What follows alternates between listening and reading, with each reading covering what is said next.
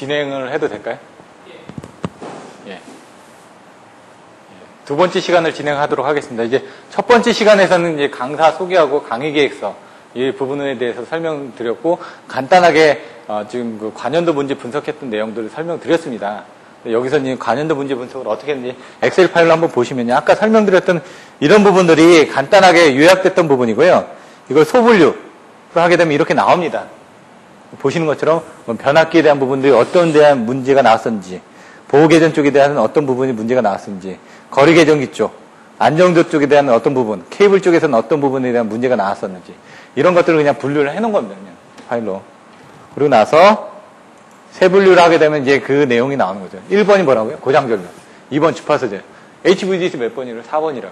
이런 식으로 이런 목차 부분을 한 100개 정도는 여러분들이 가져가셔야 된다는 얘기입니다. 지금.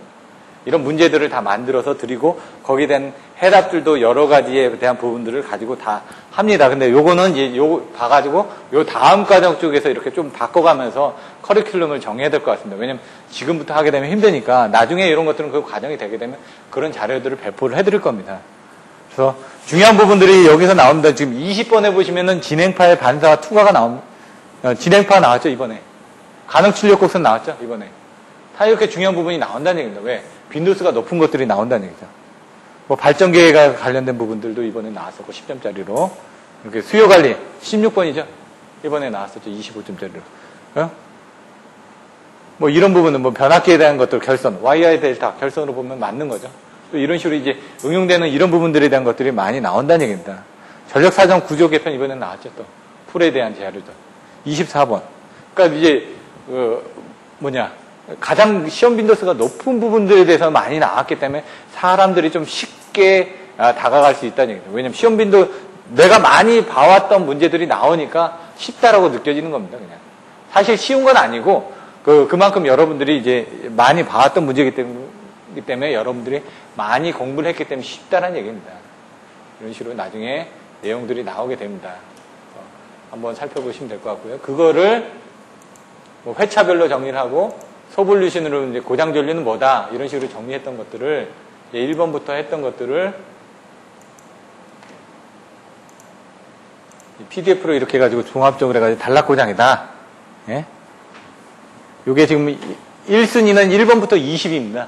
1번부터 20번에 대한 문제들을 지금까지 관연도로 나왔던 이건 74회 3교시 1번 문제 이런 식으로 81회 4교시 2번 문제 이런 식으로 그때 나왔던 문제다. 그러면 이 단락고장 주파수 제어가 이만큼 많이 나왔으니까 그 다음에 지금 아까 얘기했던 HVDC 같은 경우 이거 나오죠.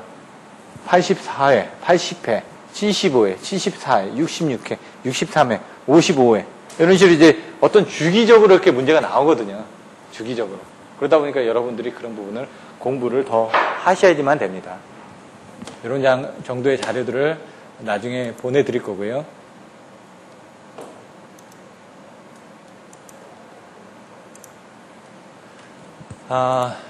사실 이제 저번에는 이런 식으로 이제 2월 25일부터 수업을 시작을 했습니다. 그래가지고 2월 25일 날 4번에 나눠서 1시간씩 이렇게 수업을 했고, 예를 들어 3월 3일 같은 경우는 여기도 4번을 했네요. 하나, 둘, 셋, 넷, 5번으로 쪼갰습니다. 이렇게.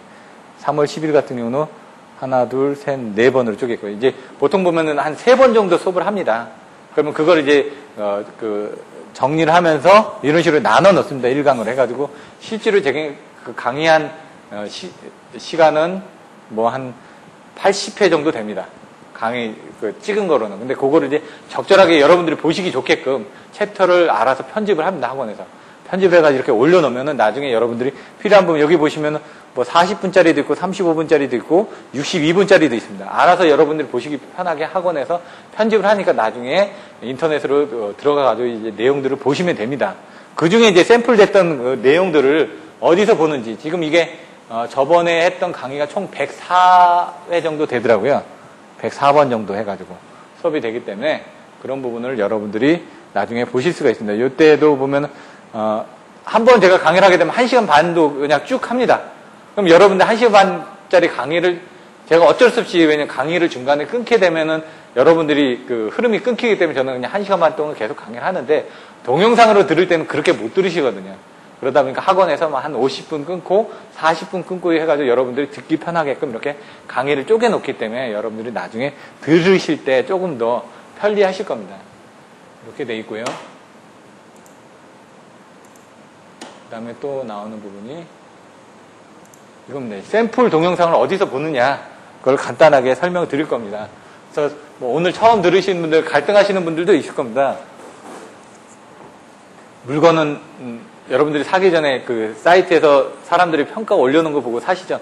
직접 가서 한번 보고 만져보고 나한테 필요한 건지 고민을 하다 사는 것처럼 마찬가지로 학원도 마찬가지입니다. 120만 원 내신 분도 있고 400만 원 내신 분도 있다는 얘기입니다. 그 돈을 낸 만큼 자기가 효과를 얻어 가지기 위해서 자기가 선택을 했으면 거기에 대해 책임을 져야 됩니다. 제가 여러분들에 대해서 책임을 지는 게 아니라 여러분들이 책임을 져야 된다는 얘기입니다. 그러면은 그 돈만큼을 가져가시기 위해서는 저를 쪼르든 학원을 쪼르든 아니면 주변 사람을 쪼르든 해가지고 그것만큼을 여러분들이 받아가셔야 되죠. 그 돈만큼. 그러니까 그건 여러분 몫이라는 얘기입니다. 저는 이제 제 몫대로 이제 열심히 강의를 하겠지만은 공부를 하는 건 여러분 몫이기 때문에 그거에 대해서는 여러분들이 좀 더 생각을 하셔야 됩니다. 자, 보시면 ginam.edu.co.kr 사이트를 접속합니다. 그러면 이렇게 접속을 하시면은 이것도 워낙 잘 안 되시는 분들 있다 보니까 이번에 동영상 수강을 들어가게 됩니다. 샘플 동영상을 보는 겁니다. 회원 가입을 하시게 되면은 여기다 회원 가입을 해가지고 들어가시면은 지금 오늘 했던 그런 강의들을 여러분들이 보실 수가 있습니다. 회원 가입이 안 된 상태에서도 샘플 강의를 보는 방법입니다. 이건 옛날에 만들어 놨던 건데 여기 동영상 수강을 클릭하게 되면 이런 식으로 화면이 나옵니다. 그럼 동의합니다를 클릭하시고요. 그 다음에 보시면 수강하실 여기서 이제 과정을 선택하세요. 그러면 여러 가지 과정들이 샘플 강의로 올라와 있습니다. 매년 또 업그레이드를 합니다. 왜냐면 이거 옛날 거 재탕을 할 수가 없으니까 좀 지나고 나서 또 새로운 게 나오면 또 새로운 강의를 여기다 업그레이드를 해가지고 또 바꾸게 됩니다. 발성 매직 기술자 기본반하고 연구반에 대해서 클릭을 하시면은 정규 과정이 나오고요. 이렇게 눌러서 이제 보실 수가 있다는 얘기죠. 그 안에 정규 과정은 이제 제가 강의했던 내용이고 그게 한 7개 정도가 올라가 있고 연구반 과정을 클릭하시면 지금 이국창 기사님에서 강의하시는 그런 과정에 대한 내용을 또 들으실 수가 있고요. 그러면 이제 이제 컴퓨터에서 열어야 되니까 이걸 허용할 거냐? 그럼 스트리밍을 해가지고 데이터를 보기 때문에 확인을 합니다. 그러면 이제 동영상 플레이어가 이제 구동이 됩니다. 뭐 PC에 따라서 틀려지겠죠? 그게 틀려지면서 이렇게 나오게 되는데 이게 캡처가 안 되게끔 돼 있다 보니까 캡처 프로그램이 안 되게끔 돼 있습니다. 그래서 이게 화면에는 안 나오는데 그런 것들을 이제 여러분들이 보실 수 있다는 얘기입니다, 지금. 그리고 나중에 이제 웹하드나 이런 쪽에서 여러분들이 보실 수 있다라고 되어 있습니다. 그래서 샘플 강의는 그렇게 여러분들이 수강을 하시면 됩니다. 자, 그 다음에 이제 98회 문제 풀이로 들어가겠습니다.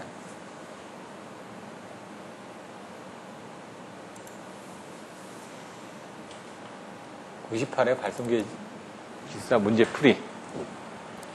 왜냐면 이걸 보고 여러분들이 어느 부분이 중요한지 좀 한 번 더 생각을 해보실 수가 있다는 얘기입니다. 왜냐면은 출제 경향이 어떤지를 봐야 되기 때문에 여러분들이 문제 풀이를 봐야 된다는 얘기입니다.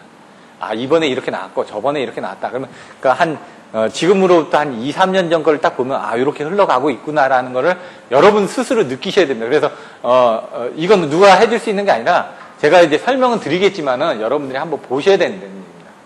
관연도 문제를 분석하는 게 중요한데 그게 아직은 어렵다 보니까 지금은 이제 기본서 과정이다 보니까 기본적인 부분을 갈 거고요. 그 다음에 나중에 좀 이게 한 6개월 정도 끝날 때쯤이면은 여러분들이 이제 좀 어느 정도 감을 잡게 되겠죠. 그러면 그 중에서 여러분들이 중요한 부분이 이 부분이니까 좀 더 집중을 해라 라고 설명을 드릴 겁니다. 물론 그 강의 중간중간에 제가 중요한 부분에 대해서 설명을 드릴 겁니다. 이 부분은 꼭 시험에 나옵니다. 이번에 안 나오더라도 다음에 나옵니다.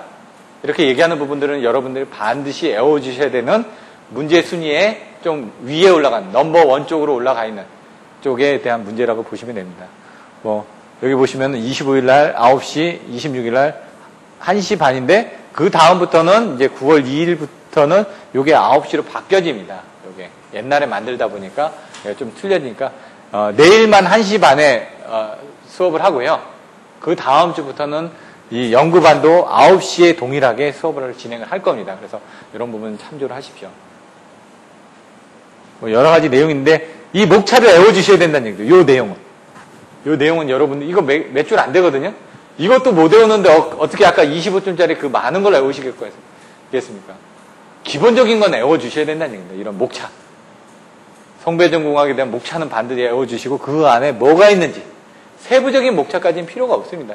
하지만 이 안에 어떤 게 중요한 게 있는지 정도는 여러분들이 알아두셔야 되고 그거에 대해서는 제가 전에 요약 설명했던 내용이 있습니다. 그걸 다시 한번 보시기 바라겠습니다.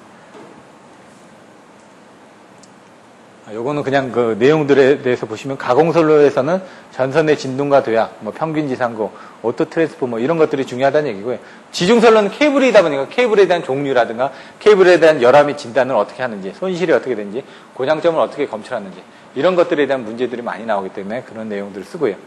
그 다음에 선로정수 코로나, 송전 특성, 단거리, 중거리, 장거리, 사단자막, 페란치 현상, 전력원선도, 자기여자 현상 이런 부분이 중요한 키워드라는 얘기입니다.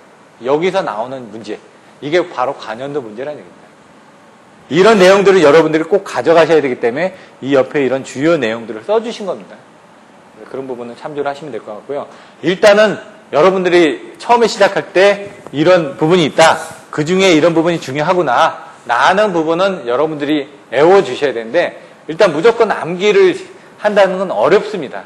근데 일단 무조건 암기를 하다 보면 나중에 가면 이게 스스로 이해가 됩니다. 그러니까 무조건 외우다 보면 이게 왜 그럴까 자꾸 생각을 하게 되거든요. 그러면 암기하는 것도 요령이 자꾸 생긴다는 얘기입니다. 전압조정기, 발전 쪽에 대한 AVR입니다. 여기 발전소에서 오신 분들도 있는데 AVR, 제가 그전에도 얘기했듯이 좀 원어를 좀 설명을 드렸습니다. 오토매틱 볼테이지 레귤레이터. 오토매틱이니까 자동, 볼테이지, 전압, 레귤레이터, 조정기. 그러면 자동 전압 조정기입니다. 이런 식으로. 전압을 자동적으로 조정하는구나. 그러면 어떤 레퍼런스가 들어왔을 때 그 레퍼런스 값에 차이가 생기면은 AVR에서 전압을 조정을 하는구나. 근데 전압을 어떻게 조정하느냐. 이건 발전기에 대한 구조를 아셔야 됩니다. 이거 그전에 제가 몇 번씩 설명드렸죠. 발전기가 있는데 발전기가 어떻게 구동을 하는지. 발전기를 구동을 하기 위해서는 이제 여자기가 있어야 되는데 여자기에서 DC 전류를 만드는데 그 DC 전류가 계좌 전류다. 그러면 발전기에 대한 구조가 어떻게 되는지 전기자하고 계좌가 있다. 근데 계좌 쪽에서 전기자 쪽으로 하는 그 회전 계장이 있고 아니면 반대로 전기자가 회전하는 타입도 있고 이렇게 두 가지 타입이 있다. 근데 우리나라는 회전 계장을 주로 사용을 한다. 왜? 그런 내용들. 그리고 이제 보시면은 그 여자기의 전원을 공급하기 위한 부분들이 바로 이제 자동전압 조정기에서 여자기 쪽으로 전압을 조정을 해준다는 얘기입니다. 거기에 이제 부가적으로 들어가는 부분이 PSS 같은 전력 계통 안정화 장치들이 있다. 그런 것들을 이제 그림을 가지고 한번 설명을 드렸었습니다. 그리고 발전기 쪽에 대해서는 뭘 또 알아야 된다? 발전기에 대한 가능 출력 곡선을 반드시 알아야 된다. 해가지고 발전기의 가능 출력 곡선 설명드릴 때 어떻게 했죠? 잠깐 이쪽에 가서 설명을 드리면은 가능 출력 곡선이 나오니까 이쪽을 한번 보시면은 외우는 방법. 그림을 이렇게 그리라고 그랬죠? 이렇게 딱. 이렇게. 이 그림은 어렵지가 않은데 이걸 외울 때 어떻게 외운다고요? 지진. 지진이 일어났다. 일본에 지진이 일어났으니까 외우기 쉽지 않습니까? 이게 뭐냐? 지상이다 이거죠. 진상이다 이거죠. 그거 갖다 붙이면 된다는 얘기입니다. 여기는 요거에서 오버에서 올라갔지 않습니까? 얘는 과여자다. 여기 밑이니까 저여자다. 이런 식으로 외우라는 얘기죠. 나중에 보시면 이제 이쪽이 이제 전기자 쪽에 관련된 부분이다. 전기자 쪽에서 P값을 제한하는 부분이 생긴다. 그래서 나중에 보시면 발전기 가능 출력 곡선이 있는 게 발전기의 여러 가지 원인에서 발전기가 출력을 내보낼 수 있는 한계를 나타나는 게 가능 출력 곡선이거든요. 그럼 얘를 1번 영역, 여기 부분이 1번 영역이고, 여기 부분이 2번 영역이고, 여기 부분이 3번 영역이고. 그럼 여기서 보시면 이제 전기자 쪽에 대해서 제한되는 부분. 여기는 고정자 쪽에 대해서 제한되는 부분. 이런 식으로 이제 외워주시고. 이제 고정자 단부가 과열되는 부분이 왜 과열이 되는지. 그런 내용들을 설명드렸었죠. 계속 반복해서 설명드렸었다는 얘기죠. 그리고 이거 발전기의 가능 출력 곡선이 나온다. 그러면 이제 여러분들 외워주셔야 되는 게 전환, 여보, 누, 회, 단. 이게 딱 나와야 된다고 그랬죠. 전류에 의한 제한. 안정도에 의한 제한, 여자 전류, 여자기에 대한 제한, 이런 식으로, 예? 여자 전류에 대한, 그리고 보호장치에 의한 제한, 누설 자석에 대한 제한. 그 회전자에 대한 직격 및 길이에 대한 제한, 예? 단락비에 의한 제한, 또 나올 수 있는 게 뭐 온도에 의한 제한, 안정도에 의한 제한, 냉각 방식에 의한 제한, 이런 식으로 이제 여러분들이 이런 키워드를 가지고 가서 여기다 살을 붙여서 써주셔야 됩니다. 이런 것들을 이제 저희가 키워드를 이제 설명해 드렸어요. 이번 시간에서도, 이번 과정에서도 이런 부분을 이제 문제가 나오면 여기서 여러분들 중요한 키워드가 뭡니다. 이거는 반드시 외워주셔야 됩니다. 그래야지 답안을 쓸 수가 있으니까. 근데 이제 이게 뭔지는 이제 그 다음에 설명을 드립니다. 이게 외워주셔야지만 답안지를 쓰고 이게 뭔지는 여러분들 그 다음부터 이해를 해주셔야 된다는 얘기죠. 근데 왜 이렇게 외우느냐. 사람들이 쓰는 모범 답안이 다 이런 형식대로 가 있기 때문에 채점자도 그 부분이 눈에 있습니다. 왜? 채점자도 자기도 다 이런 모범 답안을 가지고 공부를 했고 거기에 대해서 합격을 했던 사람들이기 때문에 이런 식의 답안지를 써주셔야지만 채점자가 채점을 하기가 좋다는 얘기입니다. 이런 내용들, 이런 것들을 또 나오니까 한번 또 보시면 될 것 같습니다.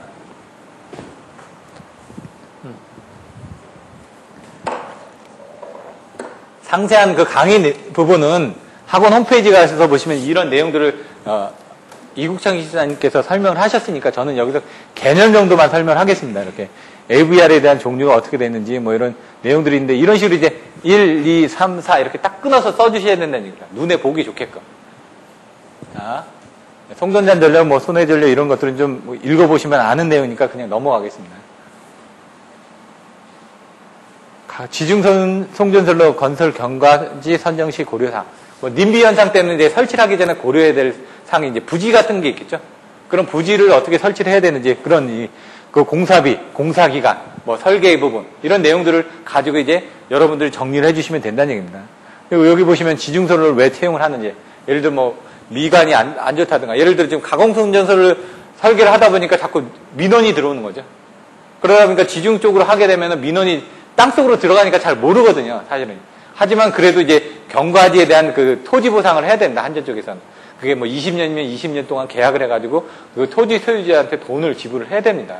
그래서 그런 것들을 하기 위해서 이제 그 사람들하고 이제 계약하는 단계부터 어떤 식으로 이제 가야 될지. 왜냐면 땅 속에는 여러 가지 그 물건들이 설치되어 있을 거 아닙니까? 전기, 수도, 가스, 그 외에 지하철, 터널 같은 그런 부분하고 간섭되지 않게끔 미리 이제 건설 계획하고도 이런 것들을 확인을 해봐야 됩니다. 이쪽으로 도로가 날지. 왜냐면 지금 설치를 해놨는데 도로가 나게 되면 안 되지 않습니까? 그리고 왜냐면 이제 지중 쪽으로 그 설치를 하다 보면 어떤 게 있냐면은 신설된 도로는 굴착을 못 합니다. 지중 케이블을 묻을 때 어떻게 하냐면 가장 좋은 게 굴착을 해가지고 지중 케이블을 묻혀놓고 다시 덮어보면 되거든요. 근데 신설된 1년 미만의 도로는 굴착을 못 하게끔 되어 있습니다. 그럼 어떻게 하냐? 땅속으로 관을 넣어가지고 구멍을 뚫어가지고 터널을 만들어가지고 지중 케이블을 통과를 시켜야 됩니다. 그럼 공사 기간이 더 늘어나겠죠. 이런 것부터 시작해가지고 여러 가지 내용들을 이렇게 봐야 된다는 얘기입니다. 그래서 이런 것도 읽어보시면 됩니다. 근데 제가 말씀드렸던 건 그런 걸 한번 생각해 보시고 그렇게 정리를 하는 습관들, 그리고 다른 사람이 써놓은 답안지를 보고 자기가 첨삭을 하는 그런 훈련을 자꾸 하셔야 된다는 얘기입니다. 이건 뭐 허가 신청서니까 내용을 한번 보시면 될 것 같습니다. 345kV 전력 케이블 도체국기 선정시. 345kV니까 예를 들어 지금 이게 가공선이 아니라는 얘기입니다. 케이블이라는 얘기입니다. 그러면 345 케이블 같은 경우 지금 한전에서 어떤 정도의 용량을 쓰냐? 1200스퀘어, 2000스퀘어를 씁니다. 그럼 그런 내용들을 여기다 좀 더 써주셔야 된다는 얘기입니다. 실무적인 부분은. 그리고 그게 OF 케이블이 있을 수가 있고, POF 케이블이 있을 수가 있고, 또 여러 가지 뭐 초전대체를 이용한 뭐 케이블이 들어갈 수도 있고, 뭐 그런 내용도 써주시는데, 여기서는 중요한 거, 왜? 이런 부분을 쓰여진지. 그리고 여기서 보시면은 굵기 선정 시에 허용전류를 고려해가지고, 허용전류가 나오면은 그 온도가 나오거든요. 왜? 온도에 따라서 보낼 수 있는 송전 용량이 틀려지니까. 그래서 CV 케이블을 쓰느냐, 아니면은 뭐 EV 케이블을 쓰느냐, 이런 부분들은 이제 345 케이블보다는 이제 154나 이런 쪽에 관련된 CV 케이블이겠죠. 아직까지 이제 345 케이블은 이제 CV 쪽보다는 이제 POF 케이블, OF 케이블들을 더 한전에서 많이 사용을 합니다. 왜? 냉각이 더 좋기 때문에 그만큼 송전 용량이 더 크다는 얘기입니다. 그래서 그런 내용들을 여기다 써주신다는 얘기입니다. 이런 식으로. 내용들. 단시간 허용전류, 전압 강화, 그리고 기계적 강도, 뭐 전류라든가 증설 같은 것들을 고려해서 쓴다. 그러면 여기에다 이런 기본적인 내용에다가 아까 그런 내용들을 더 추가적으로 써주셔야 된다는 얘기입니다. YY 델타를 사용하는 이유. 아까 설명드렸죠. 상권선 면학기. 한전에 대한 그림을 그려가지고, 예를 들어, 1호사에 대한 그 용량이라든가 3, 4호에 대한 용량들이 어떻게 되는지. 여기 그렇게 내놨습니다. YY를 채용하는 이유. Y하고 Y를 채용하게 되면은 변압기에 대한 부분을 아셔야 되는데, 변압기의 정상 임피던스, 역상 임피던스, 영상 임피던스를 아셔야 됩니다. 근데 영상은 끊어집니다. 근데 YY가 되면 영상이 연결이 됩니다. 그러다 보니까 영상 고접화가 한전 쪽으로 유출이 되니까 델타 결선을 해가지고 여기 보시면은 중성점을 접지하지 않은 경우 상고접화에 대한 부분이 문제가 생기니까 델타 결선을 이용해가지고 상고접화를 소거를 하기 위해서 쓴다. 아니면은 이 델타 건선, 3차 건선에다 조상 설비를 연결해서 쓴다. 뭐 이런 내용들이 여기 나와야 된다는 얘기입니다. 이게 10점짜리 아니면 또 25점짜리로 이렇게 왔다 갔다 하면서 쓰실 수 있는 훈련을 하셔야 된다는 얘기죠. 기본적으로 여러분들 10점짜리를 쓰기 위해서는 키워드만 써주면 됩니다. 키워드. 딱딱. 근데 이제 25점짜리를 쓰기 위해서는 그림도 더 넣고 수식도 좀 더 넣고 그 다음에 거기에 대한 설명도 더 넣어주셔야 돼요. 10점짜리는 한 페이지, 25점짜리는 두 페이지 반 정도를 생각하시는 게 모범 답안인데 그렇게 안 해도 점수는 나옵니다. 왜? 키워드만 해가지고 내가 얼마만큼 알고 있다는 건 전달만 확실히 해주면 된다는 얘기죠. 1교시에 10점짜리다. 그 10문제를 쓰면 10페이지가 나와야 되겠죠. 근데 실제로 쓰면 13페이지, 14페이지 쓰는 사람도 있습니다. 근데 점수는 안 나온다는 얘기죠. 왜? 정작 중요한 키워드가 안 들어가 있기 때문에. 나는 8페이지만 썼었어. 계속. 근데 그런 사람도 합격을 합니다. 8페이지라는 건 25점짜리는 2페이지만 썼다는 얘기죠. 근데 사실 그 2페이지도 안 썼다는 얘기입니다. 왜? 문제 쓰고 그 다음에 그 다음 장까지 어떤 여백들을 남겨야 되기 때문에 실질적으로는 2페이지를 안 썼는데도 합격을 할 수 있는 거는 왜 60점만 맞으면 되는 겁니다. 그러기 위해서는 키워드만 정확하게 써도 예를 들어 17점에서 20점을 줬다 그러면 한 교시에 70점에서 80점이 나올 거 아닙니까? 그럼 평균적으로 60점이 맞기 위해서는 50점, 60점, 70점, 40점 이렇게 맞아도 합격을 한다는 얘기입니다. 평균 60이 되니까. 그렇게 하기 위해서는 매교시를 여러분들이 좀 더 신경을 써서 하셔야지만 됩니다. 1교시 망쳤다고 해서 그냥 나가시는 분들이 있거든요. 4교시까지 보면 1교시 때 난 30점 맞았어. 하지만 다른 교시에서 80점 맞으면 됩니다. 그럼 난 60점 되고 여기 20점 떼지니까 여기는 50점 될 거 아닙니까? 그럼 또 다른 교시에서 70점 맞으면 된다는 얘기입니다. 왜? 자기가 못 맞았으면 다른 사람들도 못 맞았거든요. 그러면 조금 더 노력해가지고 다른 사람보다 좀 더 1점이라도 더 얻기 위해서 더 노력을 하셔야 된다는 얘기죠. 이런 내용들이 있고요. 장점, 단점 이런 내용들. 근데 단절은, 전절은, 균등절은, 저감절은 제가 그림으로 설명드렸죠. 요거에 대칭되는 부분들. 그런 것들을 이제 이해를 하셔야지만 됩니다. 외우는 방법들. 초고압 가공송전선의 다도체를 사용하는 이유를 설명하셔야 돼요. 이제 다도체가 뭐냐? 근데 복도체거든요. 그러면 이제 765, 345, 154 쪽에 대한 복도체의 부분이 어떻게 구성되는지. 여기 나온 것처럼 765는 6도체, 345는 4도체, 154는 2도체. 이런 것들을 쓴다는 얘기예요. 왜? 용량 때문에. 왜? 또 코로나 등의 문제가 생기기 때문에. 그런 것들에 대한 내용들이 여기서 나와야 된다는 얘기입니다, 이제. 그럼 여러분들이 다도체를 묻지만 실질적으로 이게 전선에 대한 성존 용량에 대한 내용도 묻고, 그 다음 코로나에 대한 내용들도 묻고 있는 겁니다, 복합적으로. 그럼 그런 내용들이 여기서 지금 앞에서 배웠던 그런 내용들을 이쪽 저쪽에서 제가 갖다 써야 된다고 말씀드렸죠. 그러기 위해서는 이제 목차에서 딱 봤을 때 이 문제에서 문의하는 거는 간단하게 다도체라는, 복도체라는 내용이 나오지만 이 복도체가 가공성전선으로 해서 나오지만 실질적으로는 다른 데에서 조금씩 내용들을 갖다가 쓰고 있다는 얘기입니다.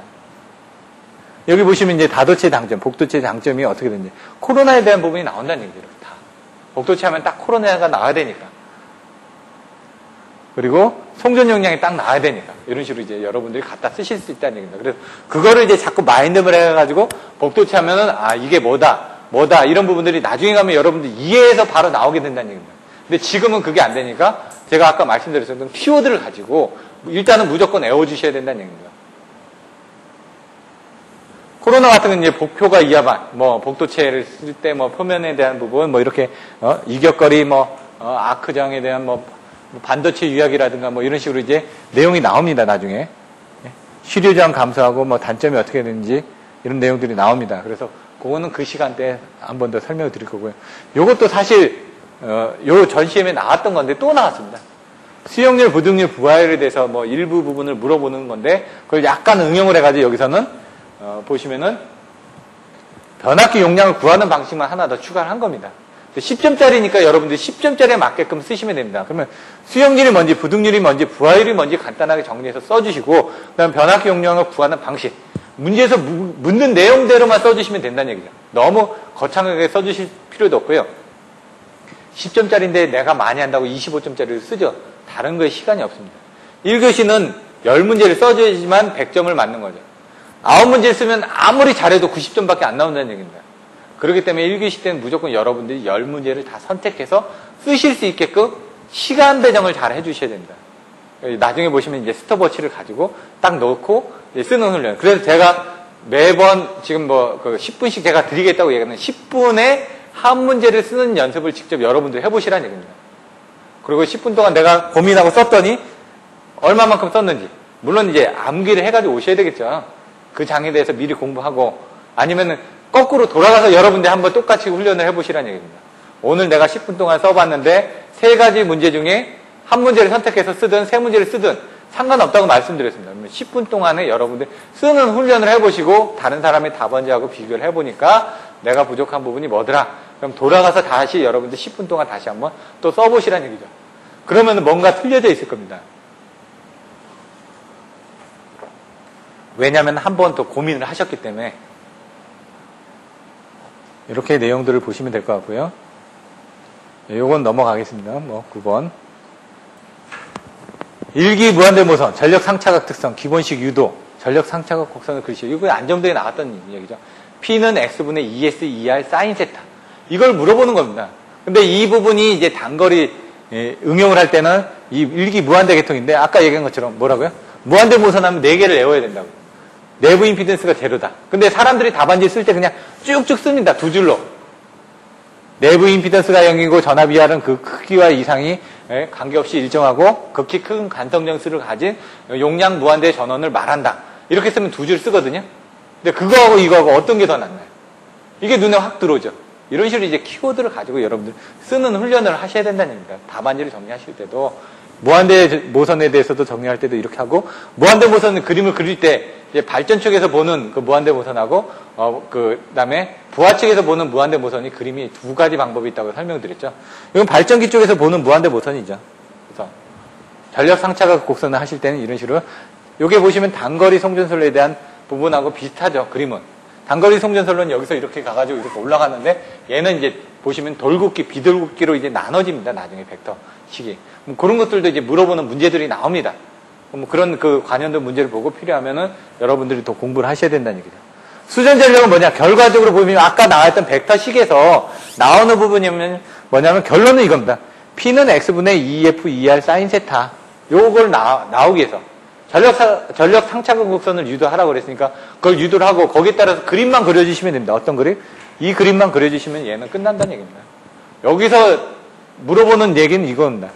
이 수식하고 이 그림을 유도를 하기 위해서 어떤 부분을 해줘야 되냐. 무한대 모선이 뭔지 설명해줘야 되고 거기에 대한 무한대 모선의 정의를 할 수 있게끔 그림을 하나 그려주고 그 다음에 거기에 대한 전압 벡터들을 이용해서 여기서 수식을 유출해가지고 P는 X분의 ES, ER, 사인 세타를 유출합니다. 그리고 나서 그림을 그려주면 끝난다는 얘기입니다. 그걸 처음에 모르시니까 여러분들 그걸 말로서 자꾸 외워주시는 겁니다. 아, 이 문제가 나오면 나는 어떻게 하겠다. 누가 언제 어디서 무엇을 어떻게 하겠다. 이런 식으로 무한대 모선이 나오면은 정의를 쓰고 거기에 대한 그림을 그리고 전압 벡터들을 그리고 거기서 식을 유출해가지고 P는 X분의 ES, ER, 사인 세타를 구한 다음에 전력 상차각 곡선인 마지막에 이런 곡선만 그리면 끝나는구나 라고 여러분들이 자꾸 말로서 얘기를 해야 된다는 얘기입니다. 말로서 얘기를 하다 보면은 그게 이제 자기가 말로서 얘기할 수 있는 거는 자기가 쓸 수도 있다는 얘기입니다. 말을 할 수 있다는 건 머릿속에 있다는 얘기거든요. 그럼 그 부분을 써주시면 된다는 얘기입니다. 과전류 배우게 된 거. 이거는 사실상 책에 있는 내용을 그대로 해서 써주셔야 됩니다. 실무하고 더 좋은 부분이 있겠지만 계전기의 종류가 뭐가 있냐. 전압형이 있고 전류형이 있고 전력형이 있습니다. 이런 식으로 나눠주시면 되고요. 동작줄리에 대한 동작 시간과의 관계. 이건 사실상 TCC 커브라고 하는 부분을 설명을 해주셔야 됩니다. 근데 여기서는 어떻게 했냐. TCC 커브를 이용을 할 때 보시면 뭐 스탠다드 인버스, 노멀 인버스, 베리 인버스, 익스트리멀 인버스, 롱타임 인버스, 디피니트 타임 이런 식으로 해가지고 실무적인 용어들이 나옵니다. 하지만 여기서 물어보는 거는 기본서에 있는 내용을 물어보는 겁니다. 그래서 뭐냐? 여기 그때 어떻게 했죠? 반정순 반 이렇게 외우라고 했죠? 반환시 그리고 정환시, 순환시 그리고 반환시성 정환시 이렇게 외우라고 그랬죠. 반전순정 이렇게 이런 식으로 키워드를 만들어요. 반환시는 뭐냐? 반비례한다. 한시인데 비례하는 게 아니라 반비례한다 그랬죠, 제가. 그래서 반비례하는데 어느 정도 한시적인 특성을 가지고 있다. 정환시는 정해져 있는 시간만큼 동작하게끔 돼 있다. 순환시는 순시로 동작하다 보니까 정환시하고 순시. 얘는 순환시라고보다는 순시라고 보셔야 됩니다. 그리고 얘는 반환시성 정환시. 이렇게 내용들이 나눠진다. 나중에 추가적으로 더 설명을 드릴 겁니다. 나왔죠? 가공선과 지중선에 대한 인덕턴스. 아까 성전 특성에서 뭐가 있다고 그랬죠? R, L, C, G. 제가 몸에 보면 태양인, 태음인, 소양인, 소음이 있듯이 얘도 R, L, C, G가 뭔지는 아셔야죠. 일단 성전 특성에서. R은 저항입니다. L은 인덕턴스입니다. C는 정전 용량입니다. G는 컨덕턴스입니다. 그게 이제 가공선과 케이블이 틀려집니다. 가공선 같은 경우 어떻게 되는지, 케이블이 어떻게 되는지, 인덕턴스하고 정전 용량 비교하게 되면 케이블은 유전체가 있습니다. 유전체가 있다 보니까 일부는 감소하고 일부는 증가를 합니다. L은 감소를 하고 C는 증가를 하게 됩니다. 정전 용량 케이블에서. 그런 내용들을 여기서 써주는 겁니다. 결론적으로 보시면 L은 0.05 내부 임피던스 0.4605 로그 10을 밑으로 하는 R분의 D 미리 헬리포킬로미터. 이게 그냥 계속 나와야 됩니다. 왜 이렇게 나오는지 또 이게 증명하는 문제가 25점짜리로 있는데 그거를 이제 쓰기는 어려우니까 일단 결론부터 제가 항상 얘기하는 게 결론부터 일단 나와야 됩니다. 답부터 나오고 그게 왜 됐는지 여러분들이 스스로 이제 찾아가면서 조금 더 이해하시는 시간으로 가져야 됩니다. C는 0.0243 로그 10을 밑으로 하는 R분의 D. 여기도 로그 10을 밑으로 하는 R분의 D인데 얘는 0.00하고 0.4605가 있거든요. 얘는 0.02413만 외워주면 된다는 얘기입니다. 얘는 미리엘리고 얘는 마이크로 페럿이고 그런 것들. 근데 요게 가공선입니다. 케이블을 대면 어떻게 된다고요? 얘는 좀 작아지고 얘는 좀 커집니다. 얼마나 커지냐? 얘는 20에서 30배. 얘는 뭐 3분의 1배 정도. 얘는 뭐 1.3 미리엘리, 얘는 0.08 정도 가진다. 그건 실제 책에 있는 내용을 쓴 겁니다. 그럼 케이블은 어떻게 된다고? 똑같습니다. 0.05, 0.460 로그 10을 밑으로 하는 R분의 D인데 이제 이 D 값이 틀려지는 겁니다. 왜냐면 가공선로는 이렇게 있죠. 그럼 여기서 이제 케이블이 위에 올라가 있습니다. 그러니까 대지하고 거리가 높죠. 가공선로는. 근데 케이블은 어떻게 되죠? 땅속에 묻혀져 있지 않습니까? 그리고 케이블 3개가 이렇게 붙어 있죠. 그러니까 거리가 틀려진다는 얘기입니다. 가공선로 보시면 다 거리가 멀리 떨어져 있지 않습니까? 철탑에 설치가 되어 있다 보니까. 그런 이런 D값, 반지름 R값, 반지름 R값은 케이블은 거의 비슷한데 이런 D값이라든가 이런 것들이 틀려진다는 얘기입니다. 등가 성간 거리가. 그래서 그런 것들을 이제 보시면 이제 내용들이 틀려진다는 얘기예요. 여기서는 이제 보시면 이런 유전체들이 이제 곱해지다 보니까 어떻게 된다고요? 가공송전솔로의 3분의 1 정도로 줄어든다. 왜? 가공송전솔로는 이렇게 넓게 떨어져 있는데 얘는 붙어 있으니까 그런 부분이 힘이 약해질 거 아닙니까? 그런 식으로 여러분들이 이해하셔도 되고요. 정전 용량 같은 경우에 붙어 있으니까 오히려 그 유전체 성분 때문에 가까이 있으니까 뭔가 더 복잡해지겠죠? 얘는 이제 얼마나 커진다고요? 30배 정도. 이런 식으로 여러분들이 무조건 암기를 해놓고 이제 나중에 거꾸로 해서 암기하는 방법들. 작용 전종 용량, 뭐 상호 전종 용량, 뭐 이런 것들. 이런 내용들도 여러분들이 나중에 보셔야 됩니다.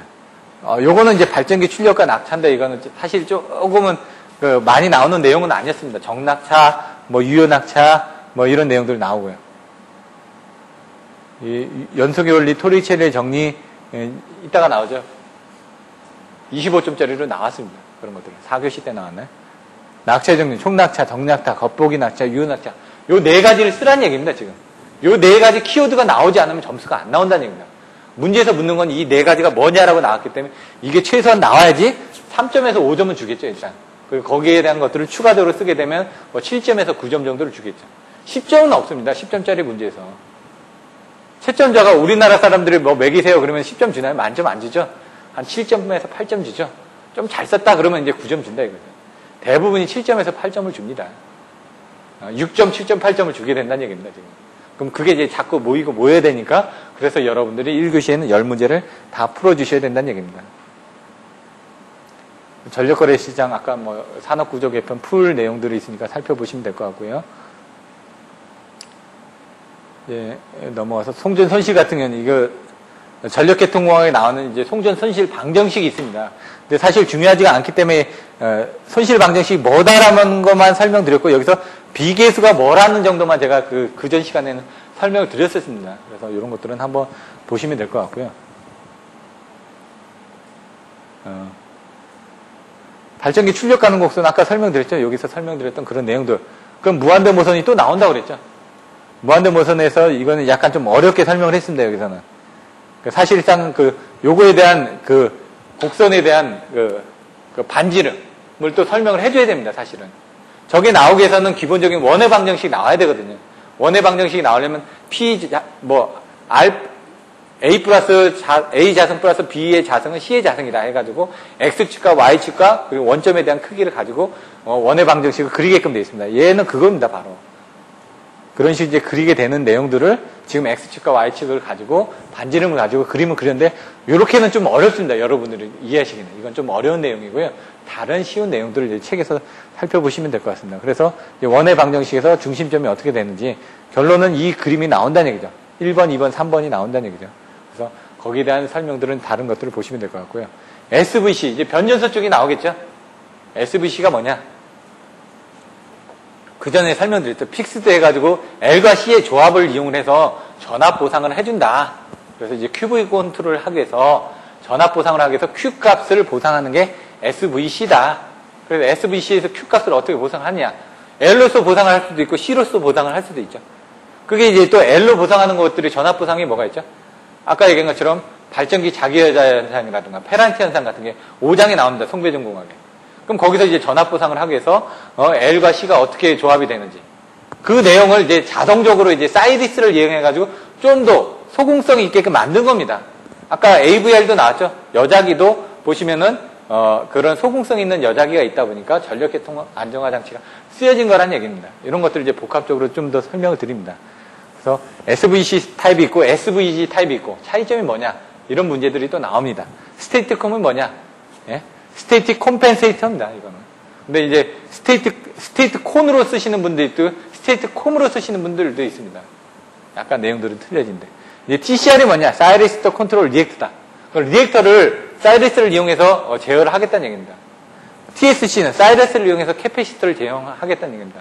왜냐면 리액터는 이런 식으로 선형성으로 가지고 제어가 되는데, 콘덴서는 이런 식으로 선형성이 아닌, 땅 올리면은 이제 크게 올라가죠? 이런 식으로.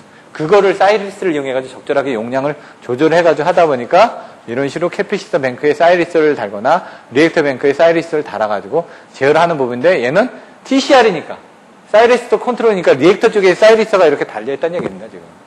TSC 가면은 어떻게 될까요? 콘덴서 쪽에 이제 달려있겠죠? 콘덴서 쪽에 달려있다는 얘기죠. 그래서 이런 식으로 계단식으로 하는 부분을 선형적으로 해가지고 여러 가지로 같이 보상을 해준다. 이런 내용이 이제 키포인트가 되는 겁니다, 그래서.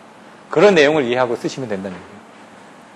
단거리 송전선례 등가 회로 2교시 때 나왔죠. 전압 강화에 유도하시오. 이거 이렇게 이게 25점짜리로 나온다는 얘기죠. 예제 7-3 제가 얘기했던 부분 전력계통학 쪽에서 단거리에 대한 부분 보시면 되고 요거에 대한 거는 뭐냐? 삼각함수입니다. 그냥 X축 플러스 Y축 하면은 이게 삼각함수가 되죠. 그걸 계산한 겁니다. 왜냐면 여기에 대한 크기, 여기에 대한 크기를 해야 되는데 그러려면은 여기는 여기에 대해서 한 다음에 요거하고 요걸로 해주면 되는데 요거 부분은 어떻게 되죠? 여기 부분하고 여기 부분이 된다는 얘기예요. 그래서 얘는 더해주면 되는데 얘 크기는 어떻게 해야 할까요? 얘 크기에서 얘 크기를 빼줘야죠. 그러니까 요거 IX 코사인 세타에다가 마이너스 여기에 IR에 사인 세타를 빼주면 되죠. 그래서 여기 보시면 마이너스 IR 사인 세타가 요걸 빼준 겁니다. 여기는 여기 부분이 되는 거예요. 그런 식으로 이제 내용을 이해해가지고 가서 보시면은 여기는 X축이고 여기는 실수축이고 여기는 허수축이다 보니까 J 값이 들어갔다. 근데 이 값이 워낙 작기 때문에 무시를 해가지고 얘를 무시를 한다. 그럼 결론은 뭐냐? 얘 값이 얘 값하고 거의 같다. 이런 식으로 이제 풀어서 쓰는 겁니다. 이렇게. 그 전압강은 뭐냐? 실질적으로 전압강은 요거다. 왜? 여기는 이제 송전단의 전압이고 여기 수전단의 전압인데 요만큼이 이제 전압강화가 되겠죠. 그거를 이제 유출을 하는 겁니다. 그래서 그림을 가지고 이해를 하신 다음에 그걸 이제 수식으로 쓰는 과정들을 풀어서 쓰시는데 이런 것들을 몇 번만 반복을 하시면은 이해하기가 어렵지 않습니다. 근데 여러분들이 아시는 것 같아도 써보지 않으면 안 된다는 얘기입니다. 이거는. 써봐야 됩니다. 무조건. 이 수식을 써봐야 된다는 얘기입니다. 쓰다 보면 헷갈립니다. 나중에 와서. 그래서 항상 답을 외우는 방법을 먼저 가르쳐 드린다는 얘기죠. 나중에 쓰다가 틀려도 왜 채점자가 전체적인 걸 다 안 읽어봅니다. 왜? 흐름만 보는 거거든요. 아까 얘기한 것처럼 얘는 어떻게 해야 된다? 그림을 그리고. 왜? 단거리 송전술래 등가회로를 그리고 거기다 벡터도가 나와야 됩니다. 그리고 나서 수식을 하는데 대충 이렇게 나왔다는 얘기죠. 이렇게 해놓고 나중에 보면은 전압강화는 이렇게 나왔다는 얘기죠. 전압강화를 가지고 전압강화율을 표시를 해줘야 되니까 그 율을 율자가 들어가면 100%가 들어갑니다. 항상. 수용률, 부등률, 부하율 할 때 이제 율자가 들어가죠. 예? 그거에 따라서 곱하기 100이 들어간다는 얘기입니다. 이렇게. 이런 것들을 이제 팁을 가지고 여러분 외워주시다면 이렇게 되는 거고, 요거 뭐였죠? 그때 ER분의 PR, XQ 이거 다 하는 부분들을 설명드렸었죠. 전압강화식에서. 요거를 이렇게 하는 것들은 10점짜리로 증명하는 문제가 나옵니다. 또는 25점짜리로 증명하는 문제가 나옵니다. 아니면 또 요거를 또 삼각함수를 이용해가지고 증명하는 문제가 나옵니다.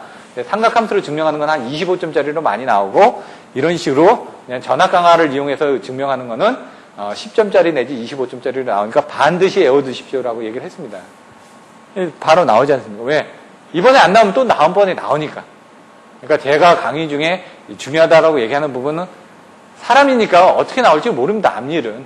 하지만 반복이 되기 때문에 언젠가는 나오기 때문에 여러분들이 외워두셔야 된다는 얘기입니다. 재열 재생 사이클. 그러면 이제 재열 재생 사이클이 뭔지, 재열 재생이 뭔지, TS 선도를 가지고 이제 아까 얘기한 것처럼 기본 구성도가 어떻게 되는지. 그러면 여기 1번, 2번, 3번, 4번 해가지고 이제 그림을 그리고 거기에 맞게끔 1번, 2번, 여기 지금 1번, 2번 했죠. 추기를 한 거죠. 이렇게 한번 뺐다가 다시 제어를 해가지고 다시 쓴다는 얘기죠. 그러면 이거는 발전기를 뜯어본 사람은 이해하기가 쉽습니다. 왜냐면 고압터빈하고 저압터빈이 떨어지는 게 아니라 같은 축에 붙어 있습니다. 그런 것들 사진을 한번 보시면 이런 내용들이 좀 쉽게 이해가 된다는 얘기죠.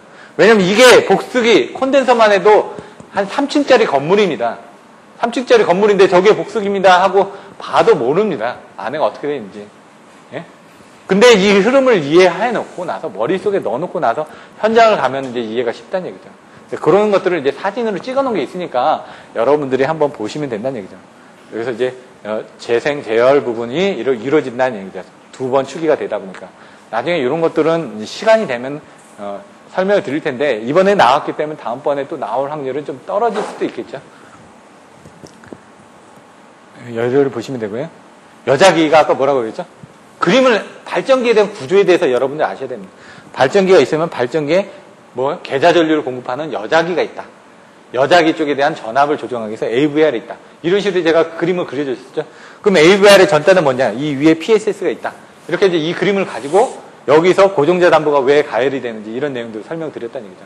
한번 중요하니까 다시 그림을 그려드리면은 간단하게만 그림을 그려드립니다. 지금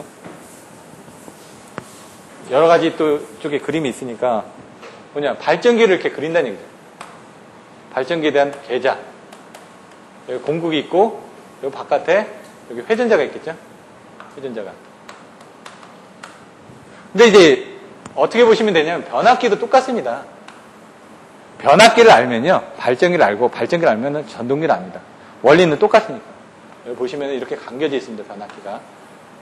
그러니까 이해하기 쉽게 얘기를 하는 겁니다. 정확하게 그 원리는 아니더라도 여러분들이 이해만 하면 되니까. 여기 전류가 흐릅니다. 전류가 흐르면 전류에서 자기장이 발생하죠. 자기장에서 자석이 발생되죠. 그래서 여러분들이 뭐 암페어 오른손 법칙, 왼손 법칙, 뭐 FIB 해가지고 저희가 외울 때 얘는 발전기, 얘는 전동기 해가지고 외웠었죠. 발전 이렇게 외우라는 얘기죠. 그냥 발전기에 대한 법칙, 얘는 전동기에 대한 법칙, FIB, FIB. 아, 힘은 이게 최고니까 이게 힘이다 이거죠. F. 그 다음에 여기 I, 전류, 얘가 B, 자석이다 이거죠. 이런 식으로 외웠었죠. 그래서 F가 있고 I가 있고 B가 있다. 이렇게 돼 있죠. 전류가 흐르면 이 자석이 나오지 않습니까? 암페어 오른손 법칙, 전류가 흐르면 자석이 어떻게 되죠? 이렇게 되죠? 전류가 이렇게 되니까 자석이 이렇게 되죠? 그러니까 자석이 이렇게 발생이 된다는 얘기죠. 자기장에서. 자석이 발생되면 이걸 채워주는 거죠, 이렇게 면적을. 채워줄 거 아닙니까? 채워주다면 얘의 흐름을 방향을 반대로 해서 어떻게 전압이 생기죠. 역기전력이. 역기전력이 생기다 보니까 E는 마이너스 L분의 dt분의 di로 나오죠. 그러면서 이제 전류가 다시 여기 흐르는 겁니다.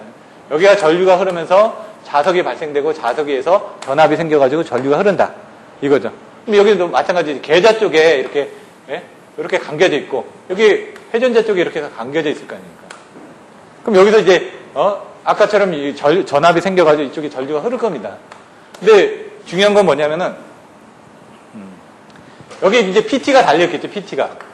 계통의 전압을 측정하고 있다가 계통의 전압이 떨어집니다. 떨어지면 발전기가 전압을 더 올려줘야 되겠죠.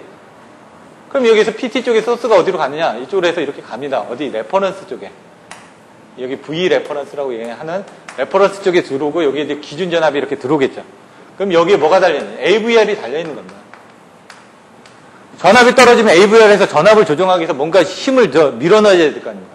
그게 여기 엑사이터가 있다는 얘기입니다. 여기 엑사이터. 여자기가. 그럼 여자기에서 뭘 만든다고 그랬죠? 이쪽에 연결되면 DC에 대한 계좌 전류를 만들어준다. 근데 얘가 회전기가 계좌가 회전하기 때문에 우리가 회전 계좌형이라고 했고 전기자가 회전하면 회전 전기자형입니다.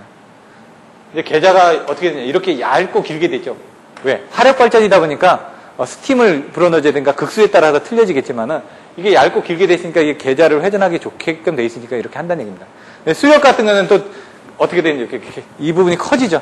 그러니까 틀려진다는 얘기입니다. 그런 내용들을 이제 여러분들이 이해해 주시면 되고 이번에 여자기에 대한 문제 나왔죠. AVL에 대한 문제 나왔죠. 발전기 가능 출력 곡선에 대한 문제 나왔죠. 이런 것들을 이제 하나만 이해를 해주시면 거기서 이제 따먹을 수 있는 문제들이 많다는 얘기입니다. 근데 기본적으로 이런 원리를 이해해 주셔야 된다는 얘기입니다. 아까 보시면 발전기에 뭐라고요? 지진이 일어났다. 여기 위에니까 과여자다. 얘는 저여자다. 1번, 2번, 3번 이렇게 나오는데 얘는 전기자에 대한 출력 부분이다. 전기자의 부분이 여기죠. 전기자에 대한 출력 부분. 여기는 계좌에 대한 출력 부분이라고 그랬죠. 여기가 이제 과열되는 거죠. 다 보면 과열입니다. 전기자의 과열의 부분. 여기는 전기자 과열. 여기는 전기자 전류 출력. 얘는 뭐라고요? 계좌에 대한 과열입니다. 계좌에 대한 과열인데 어떻게 계좌가 과열되는 거예요?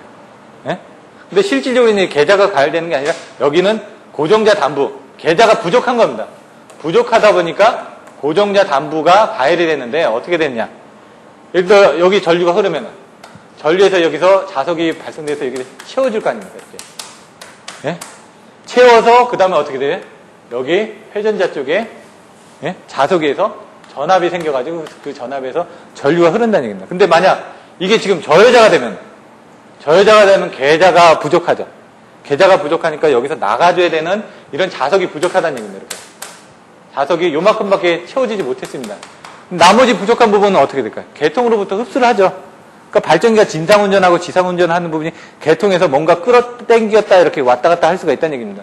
그럼 여기서 지금 부족한 부분을 회전자 쪽에서 이쪽에 나옵니다. 나오다 보니까 이게 회전자, 이 고정자에 대한 담보가 어떻게 되냐면 이런 식으로 돼 있다는 얘기죠.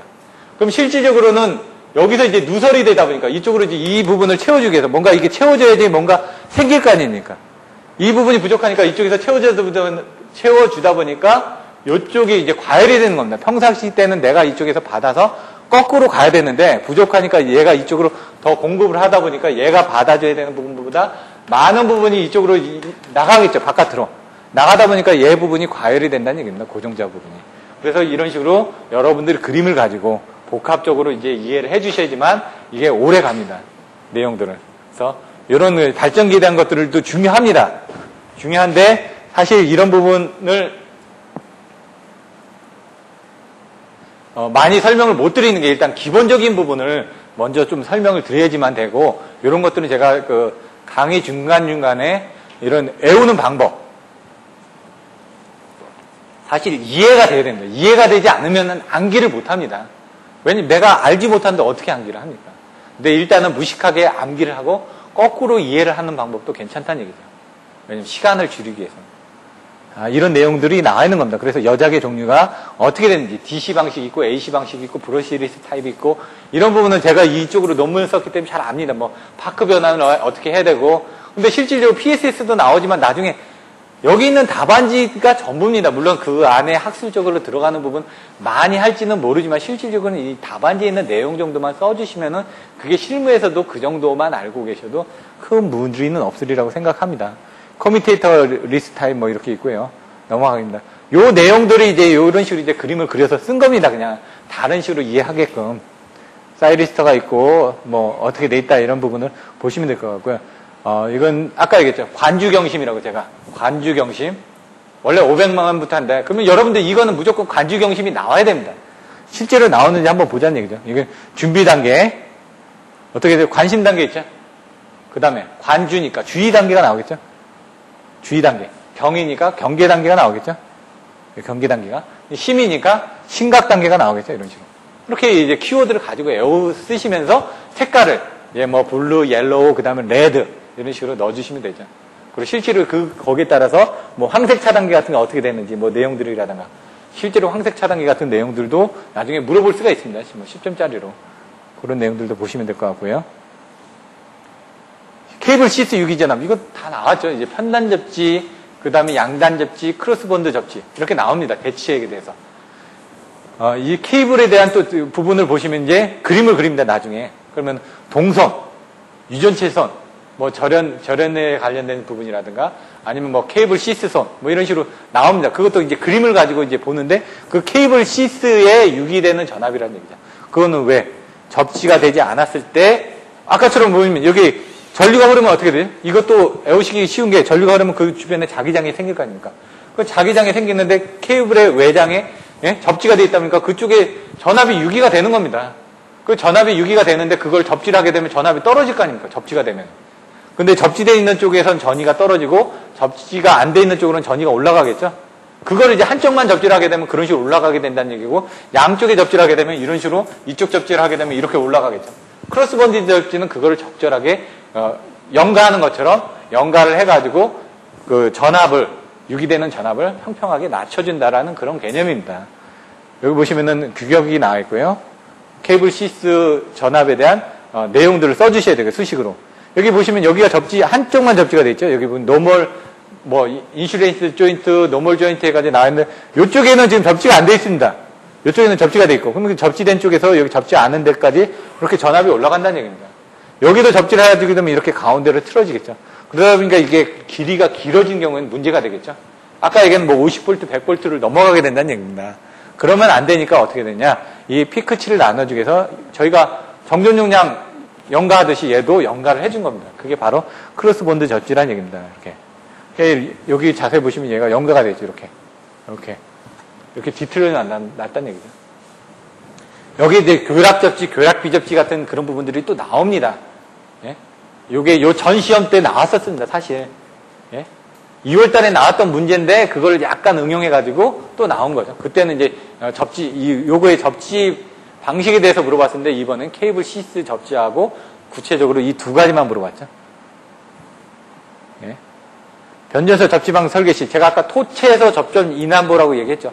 그게 나오는지 한번 보시라는 얘기죠, 이렇게. 딱 보면 접지의 목적이 뭐다? 토, 최, 소, 접, 전, 인, 안. 그리고 보완한다. 이런 식으로. 딱. 그럼 그거를 가지고 이제 토체에서 접전이나 뭐 뭐지? 토양에 대한 특성을 검토하고. 체제 접지 전류를 결정하고. 토체, 소유 접지 저항을 결정하고. 접지 방식을 선택하고. 전이 경도를 계산하고. 접전, 인입선 등에 대한 것들을 검토한 다음 안정성을 검토해가지고 나중에 그 결과를 확인해서 안 되면 보완을 해주면 된다. 이런 식으로 여러분들이 애워주셔야 된다는 얘기입니다. 자꾸. 그러니까 이런 것들은 누가 가르쳐 주지가 않습니다. 다른 학원에서도 사실 이런 암기하는 방법을 잘 안 가르쳐 주다 보니까 저도 제가 암기를 해보니까 공부를 하다 보니까 이런 방법들이 여러분들한테 조금 더 시간을 줄이거나 아니면 이해를 하거나 답안지를 암기할 때 도움이 돼서 제가 그냥 안내를 해드리는 거기 때문에 여러분의 방식대로 암기를 별도로 해주셔야 됩니다. 저는 이제 키워드의 앞부분을 가지고 무식하게 외웠지만은 아까처럼 이제 전보고독, 단상역주 같이 전보를 받으니까 고독해서 단상, 한상에서 혼자 수를 꺾었다. 이런 식으로 이제 외워주시면 되는 거죠. 뭐 다른 이제 나중에 보시면 그런 내용들도 또 설명을 드립니다. 이게 이렇게 해서 설명을 해주시면 되고요. IEEE 스탠다드 80에서 이런 것들은 저는 엑셀로 다 계산을 했었습니다. 프로그램으로도 다 계산했고, 실무하면서도 실제로 계산해가지고, 실제로 이제 그 접지장이 안 나오면 이제 접지장 저감제 같은 걸 시설도 해보고, 이런 것들 다 해봤기 때문에 이제 뭐, 웰딩 같은 것도 하는 것도 다 보고, 해봤기 때문에 이런 것들이 좀 머릿속에 오래 남는 거죠. 실무를 하신 분들은 이 이론적인 부분이 부족할지 몰라도, 그 절차라든가 이런 것들은 머릿속에 남아 있습니다. 이렇게 한번 보시면 될 것 같고요. 접지 설계 사례 넘어가시면 될 것 같고. 이 자료는 다 있으니까요. 학원 홈페이지에. 3-6번까지만 하고 잠깐 쉬었다가 또 4교시하고 그 다음에 나머지 과정들이 또 어떻게 되는지. 왜냐면 요 다음에 이제 다음 주부터 이제 수업을 하게 되는데 어떤 식으로 수업을 하게 되는지를 한번 맛보기로 한번 이렇게 내용들을 정리한 거를 이제 설명드리겠습니다. 전력선과 통신선 사이 차폐선을 가상화할 경우 차폐 개수식을 유도하는 부분. 이거는 그때 어떻게 설명드렸죠? M에 대해서 이제 이해하는 부분에 대해서 설명드렸는데 얘를 이해하는 방법에 대해서 제가 설명드렸었죠. 이건 뭐냐? 이거 잠깐 설명드리면은 나중에서 또 설명드리겠지만 이게 여러분들이 이해가 되지 않으면 안 됩니다. 그림을 가지고 좀 이해를 하기 쉬운 쪽으로 여러분들이 가져가셔야 된다는 얘기입니다. 그때 설명드렸던 거는 전력선이 있습니다. 아까 이건 지금 전류가 흐르면 어떻게 된다고요? 자기장이 생긴다 그랬죠? 여기 통신선이 있습니다. 얘에 의해서 뭔가 이렇게 생기겠죠? 근데 여기에서 보시면은 얘를 차폐선을 이렇게 가까이 가져갑니다. 얘가 생기면 얘가 반대 방향으로 생긴다는 얘기입니다. 이렇게 뭔지는 모르겠지만 얘가 이해를 하실 때 그럼 얘가 의해서 얘가 또 이쪽으로 이렇게 가게 되면 이쪽에 또 반대 방향에 뭔가 또 생기겠죠. 근데 얘는 멀리 떨어졌으니까 이 에너지가 좀 작을 거고 얘는 가까이 있으니까 에너지가 여기는 좀 크게 나타날 겁니다. 그 큰 에너지가 다시 이쪽으로 가게 되면 얘는 이쪽으로 가고 있는데 이거니까 반대 방향으로 이렇게 되겠죠. 그러니까 여기 상태가 된다는 그런 식으로 여러분들이 이해를 하시면 된다는 얘기입니다. 이해를 하실 때 물론 이제 책의 내용이 그렇지만은 책의 내용에서는 여기 차폐선은 접지를 해가지고 전류가 지락이 났을 때 반대로 해가지고 흐르게 된다 뭐 이런 식으로 설명을 하는데 여러분들이 이해를 하실 때는 이렇게 이해를 하시면 편하다는 얘기입니다. 그래서 책에 나와 있는 이 부분이 여기 보시면은 뭐가 있죠? 자기 임피던스가 있습니다. 여기 약간 들어가는 게 이제 임피던스 부분을 넣어가지고 좀 더 이해를 하셔야 되는데 차폐 개수가 뭐냐? 그럼 이 차폐선이 있으니까 이 차폐선에 대한 요 차폐선에 대한 임피던스가 중요할 거 아닙니까? 그리고 요거 자체에 대한 요 사이에 대한 임피던스가 또 중요하죠. 왜냐면 거리가 얼마나 가깝냐에 따라서 영향이 틀려지니까. 그럼 Z2S는 중요하지 않냐? 중요하긴 한데 얘가 더 중요하니까 나중에 이게 소거가 된다는 얘기입니다. Z1, Z2S 이렇게 넣어놨는데 소거가 된다. Z1S는 뭐냐면 Z1에 대해서 이쪽으로 영향을 미치는 거. 요거는 뭐냐? Z2에 대해서 영향을 미치는 거. Z1, 2는 1과 2 사이에서 영향을 받는 부분. 이렇게 그냥 정의만 내려놓은 겁니다. 예? 이 내용들을 한번 읽어보시면 되고 결론적으로 보시면 이렇게 차폐 개수가 나오는데 뭐죠? 이거분의 이거. 왜? 송전선에 대한 자기 임피던스가 여기에 거리 부분이 얼마나 가깝냐에 따라서 얼마나 감쇄되는지 영향을 줄 수 있다. 그래서 아까 저 그림을 가지고 좀 어느 정도 이해를 한 상태에서 이 수식을 가지고 풀어서 쓰시면은 이게 오래 간다는 얘기입니다. 좀 그림을 그냥 무적장 암기하는 게 아니라 그림을 이해하면서 가게 되면 좀 더 오래 갈 수가 있다. 양수발전의 측면을 계통운영 측면에서 설명해라. 양수발전 부분은 사실상